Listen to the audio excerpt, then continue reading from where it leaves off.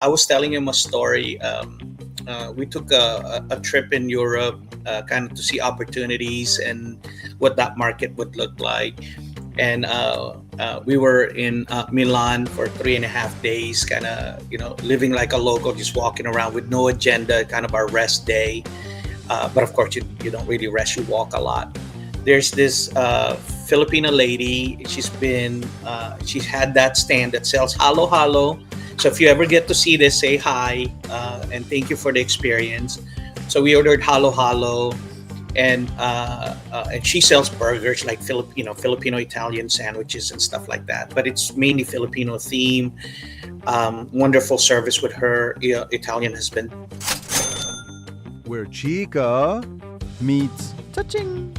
Chika2Chaching. And one of the chica that we talked about was supply, right? I mean, she's an entrepreneur. And that's one thing that Bong and I talked about. I said, how do we support those entrepreneurs that are in other countries with the Filipino roots, and they want to serve the local Filipino community there, right?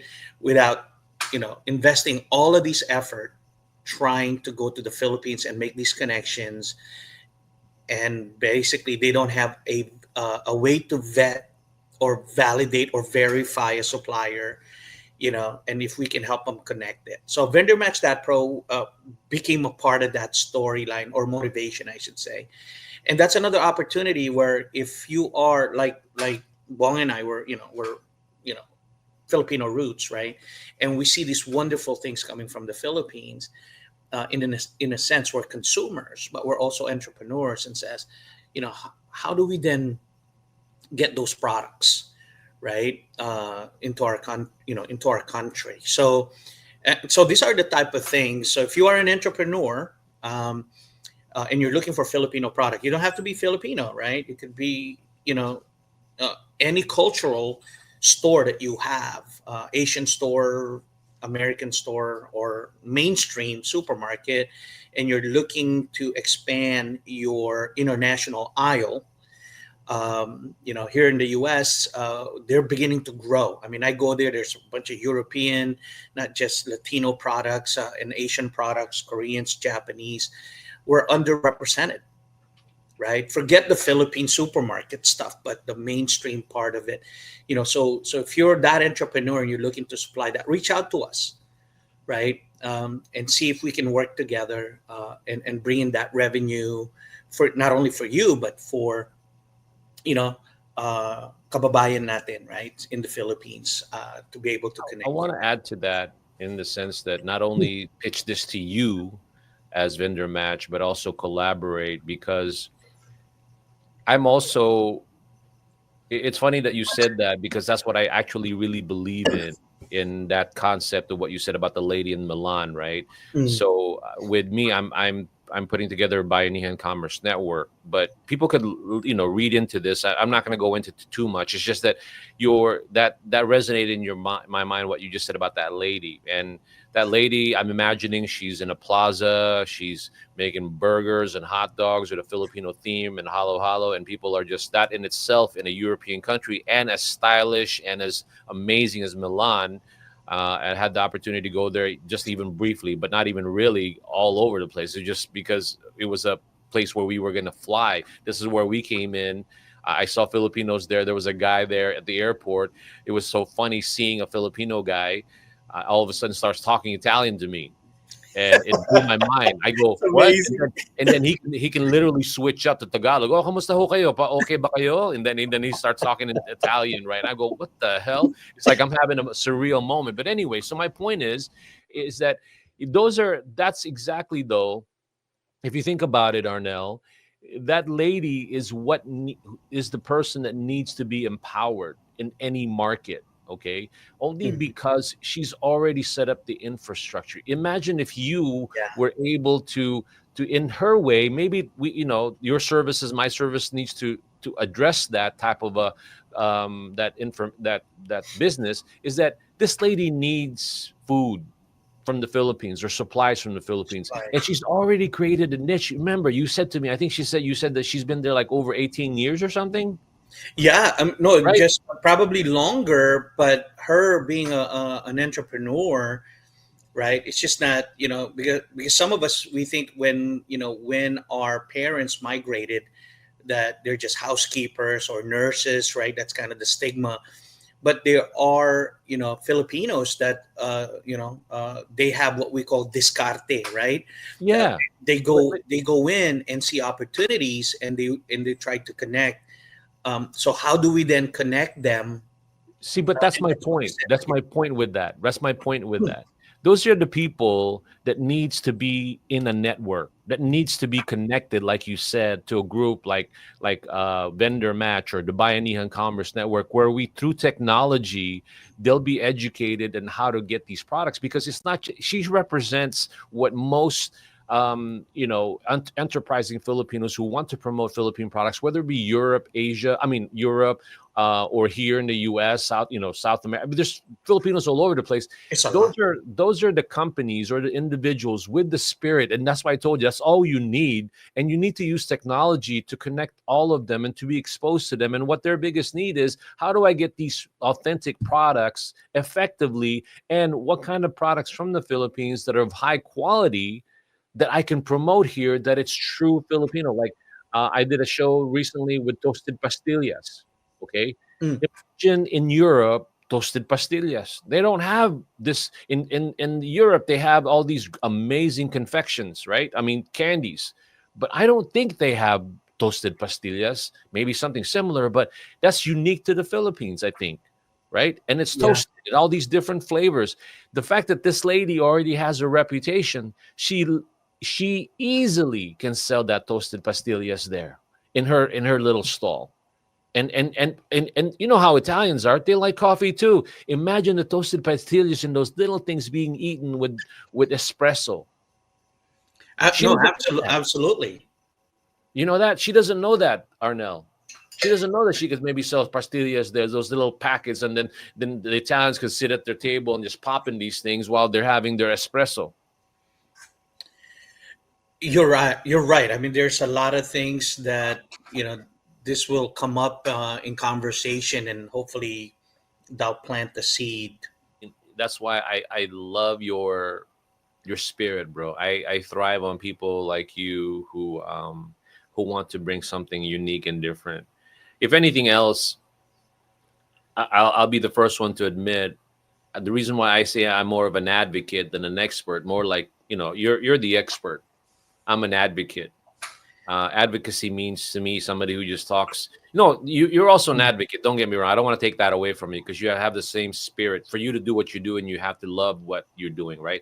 But I feel Yeah. like with my skill set, I feel like more anything, I lean more on the advocacy part because I'm all about just creating information and guiding people. I'm a catalyst, Mm. but that's why I love working with you because you know really your stuff.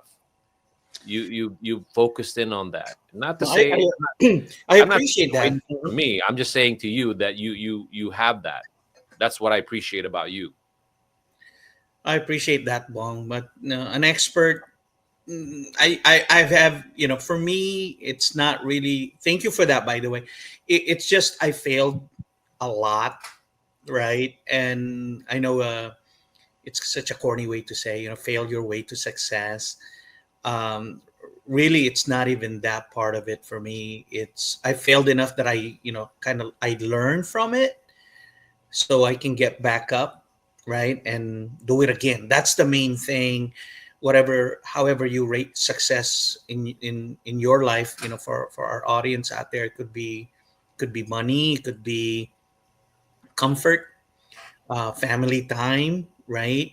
So whatever that is, that's your finish line, I should say. But always get back up. That's it. That's kind of where we're at on that. So that's a good ending on this in this one segue, Bong. Yeah. Uh-huh. Oh yeah. I think that as we progress, we're going to fine tune the format. And again, the reason why we keep bringing up the details of the boring part of the creation is that I want somebody to listen to it and go, these guys are going through the same crap, But the reality is they like what they're doing, and they seem to be okay with talking to each other, and they're sharing their ideas, and hopefully we continue to just project that to the people listening to us, Yeah. because the journey is more enjoyable when you're traveling with somebody who can talk. I mean, especially on long rides, on long trips. I joke around with my wife if we visit my parents in Vegas and we're driving, I go, I mean, come on, you got to talk to me, because if not, I'm going to fall asleep driving, to Vegas from Absolutely. LA, right? And to me, I'm big on analogy. You're going to learn that I can come up with analogies just left and right, so people can understand what the hell I'm saying. But when I'm driving, I love it when people are talking and my brain is active, instead of, I can't. Some people can just drive and be quiet, but I can't. I have to be talking to somebody. No, Or not if I fall absolutely. asleep. Yeah, you gotta entertain yourself. But the thing is, if you're creative, and all of those thought process will come, and sometimes you gotta distract your brain, you know, um, to think of something else. I was told that every day, kind of like, okay, you still, it's midnight, you still have a notebook next to you and you're writing things down. Hmm. Because for me, I look at that as a blessing, right? It's being given to you, so document it, right? So you can go back and uh and and and take advantage of that opportunity. So Hmm. Yep. I think that's fantastic. Absolutely. So Perfect. again, for those people who are listening, thank you for listening, and hopefully you join us in this journey to be part of it, to help us grow it and make a difference with people, especially on the topic of not just the mindset, because that's one thing that I've never really touched on, and that's why I like this. I guess because trying to export products and encouraging is a mindset to me, Yeah. and you have to change the fear, like you said. Okay, wow, I'll go back to your phrase again. What Philippine exporters are going to be excited about is just like what you said, that fear, the other side. If they can eliminate or sort of control that fear of exporting, then there's a lot to be had. Like I said, right? So Mhm. I'm glad you brought that up, because that's exactly what it is that Philippine exporters are experiencing. They're afraid.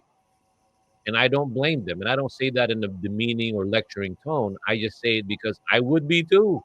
Mhm. I No, would. it's true. But if you have people like yourself, me, and all the other people that are really want to support Philippine products in globally, then it's not as bad. It's just like my whole thing with my dad when he first came here, being an immigrant. He didn't know anybody either, but he knew he had one thing that made him go across from the Philippines to the Absolutely. U.S., which was the belief in himself, his motivation for his family, and again, take the believe in himself as your product. If you believe in your product, take that leap, but you need still somebody to go ahead and help you, and that's what Arnel, me, and DTI, and all these other people here in the U.S. and around the world that's supposed to help you with that. Well said, man. I decided to wear a hat because I actually got a haircut. See, I always wear one. See, because I'm there already.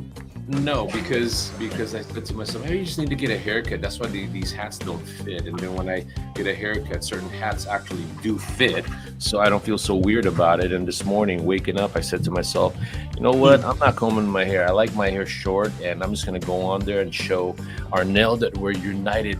You were a united duo, and I also love hats. Wonderful. Fantastic.